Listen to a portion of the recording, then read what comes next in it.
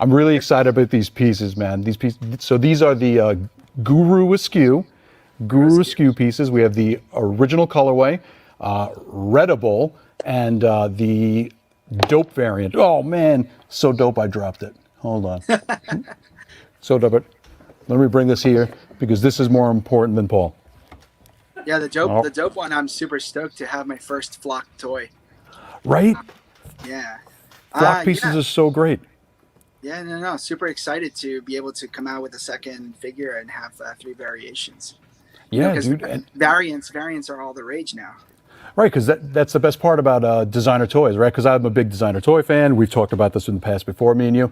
But I absolutely love when you can have multiple variants of it, especially like a solid color version.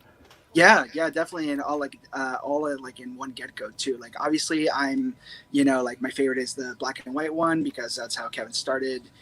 Yep. With Clerks, but I'm definitely a big fan of the other two variants as well. So I can't wait to have them in my own personal collection next to Guru del Toro.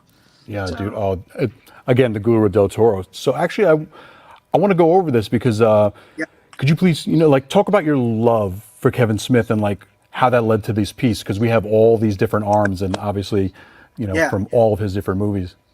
Yeah, so obviously, like I'm a big fan of like auteur directors. Being with Guru here, Del Toro. But Kevin was one of those first directors too that kind of like inspired me to follow my own like original voice and like experiences. And so I've been a fan of his like since the '90s. My first movie was Mallrats, and then I kind of backtracked. I actually didn't watch Clerks until I was in college. And then after that, I've kind of like over the years, I've just devoured his catalog over and over again. Even the weird ones like Tusk. so, Yeah. which like I applaud him because like he, for as a way of saying it, he gets high in his own supply, and more power to him. We need more directors with more original voices. So Absolutely. And like I actually remember like when I was younger watching Clerks with all my friends, like we would just sit around and watch Clerks like over and over and over again. And then obviously, oh dude, Mallrats was like next level. That was like the yeah, next level. That's what broke it through.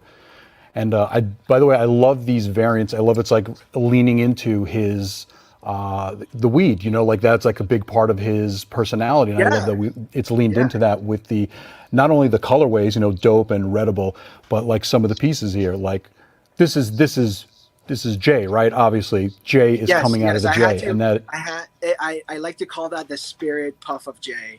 yeah, So yeah, I had to sneak in a J in there somehow.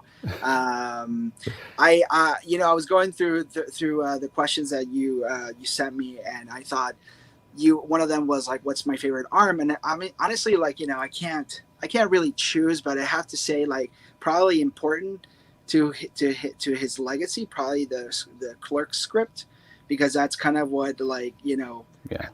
this is why we're doing this interview today about this toy, is because of that first movie.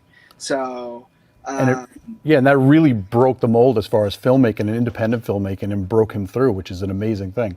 yeah, yeah, definitely. Yeah, I was just watching an interview with him yesterday talking about the typewriter that he wrote that script in, which was like a Smith Corona like typewriter that he wrote most of Clerks on the RST video when he was taking breaks from Quick Stop. So that was super awesome. And obviously the let's see the other arms, like the microphone is for his podcasting, for his like Right? live shows that he's done, like A Night with Kevin Smith. The megaphone. I'm gonna go out of order. I'm sorry. That The no, dude, that's megaphone. totally cool. The megaphone is kind of more like he has very uh, what's the word flowerful language sometimes.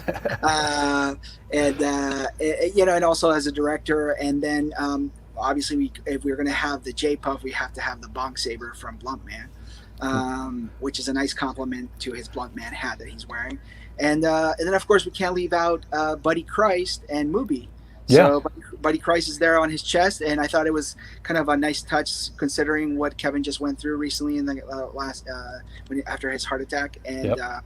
and then Mubi, of course, his flagship character. Yeah.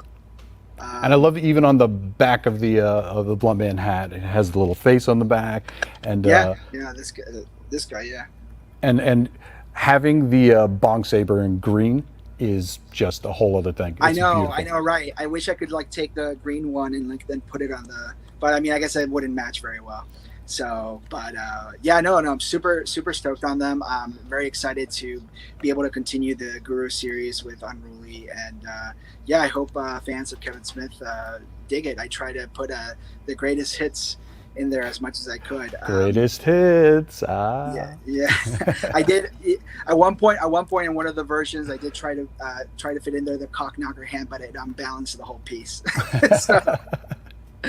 so, Well, so I you know, as much as I tried, it was for the better with this version. But someday I'll do maybe a variation or something.